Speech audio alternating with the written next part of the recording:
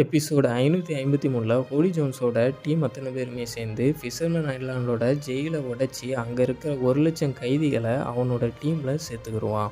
மெர்மெய்டு கிங்கையும் கொண்டுட்டு மொத்த ஃபிஷர்மேன் ஐலாண்டையும் அவன் கண்ட்ரோலில் எடுத்துக்கிறதுக்கு அவன் அப்போ முடிவு பண்ணுவான். அதை பார்க்குற ஃபிஷர்மேன் மக்கள் எல்லாருமே சேர்ந்து இவனை தடுக்கிறதுக்கு லூஃபியால் மட்டும்தான் முடியும்னு ஷார்கெட் ஃபைரஸ்ன்னு சொல்லி அவங்க அத்தனை பேருமே சத்தம் போடுவாங்க. ஆனால் அப்போது லூஃபி அங்கே வந்திருக்க மாட்டான். ஜோன் கரெக்டாக ராஜாவை வெட்ட தலைக்கிட்ட கத்தியை கொண்டு போகும்போது சடனாக பக்கத்தில் இருக்க ஷார்க்கோட வயிற்றுல இருந்து ஒரு சவுண்டு. என்னடான்னு திரும்பி பார்க்கும்போது அது வாமிட் பண்ணியிருக்கோம்.